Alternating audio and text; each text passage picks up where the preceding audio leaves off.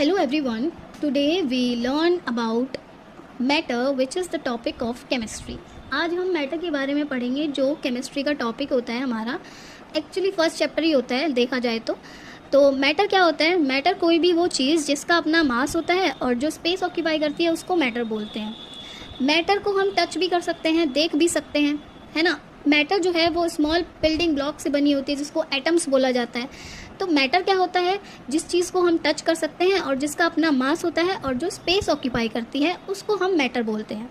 ठीक है, एग्जाम्पल हो जाएंगे जैसे टेबल, चेयर, इन सबको हम टच कर सकते हैं और इन सबको हम देख भी सकते हैं. और जैसे टेबल जितनी बड़ी होती है वो उतना ही स्पेस ऑक्यूपाई करेगी और जितनी छोटी टेबल होगी वो उतना कम स्पेस ऑक्यूपाई करेगी.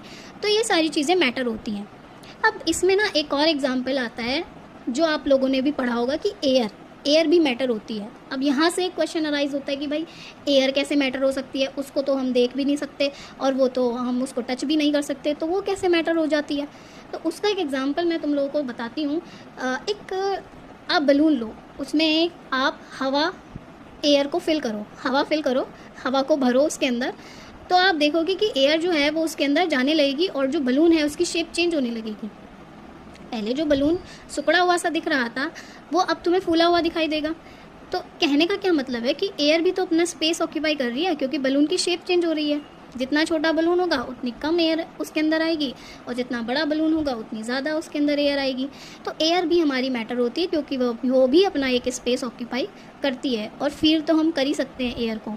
ठीक है, अब हम प्रोसीड करते हैं towards the type of matter. Matter 3 तरीके का होता है. पहला होता है सॉलिड, दूसरा होता है लिक्विड और तीसरा होता है गैस. सॉलिड को सॉलिड क्यों कहते हैं, यही क्वेश्चन दिमाग में आता होगा सबके, भाई सॉलिड को सॉलिड क्यों बोला गया. सॉलिड का अब हमने देखो, सॉलिड पढ़ने से पहले मैं एक और चीज़ बता दूं कि हम मैटर पढ़ रहे थे ना. मैटर का मतलब क्या होता है कि वो छोटे छोटे पार्टिकल से मिलके बना है. अब सॉलिड भी हमारा, कोई भी आप सॉलिड का एग्जांपल ले सकते हो, जैसे टेबल एक सॉलिड होती है. पर वो क्यों है सॉलिड, इसको मैं आपको भी समझाती हूँ. सॉलिड भी अपना छोटे छोटे पार्टिकल से मिलके बना है ना. पर ऐसा क्या अंतर है कि दोनों में ऐसा क्या अंतर है कि वो और अदर मैटर से अलग है. जैसे लिक्विड के मैटर ले लो तो उनसे अलग होगा और गैस के एग्जांपल्स ले लो तो उनसे अलग होगा. तो इन दोनों में मतलब इन दोनों से ये क्यों अलग है ना, ये दिमाग में आ रहा होगा. तो सॉलिड इसलिए अलग है क्योंकि जो सॉलिड के पार्टिकल्स होते हैं वो आपस में बहुत ज़्यादा चिपके हुए रहते हैं. मतलब कहना चाहूँ मैं कि बहुत ज़्यादा अट्रैक्टेड होते हैं और उस अट्रैक्शन को हम केमिस्ट्री की भाषा में बोलते हैं इंटरमोलिकुलर फोर्स ऑफ अट्रैक्शन.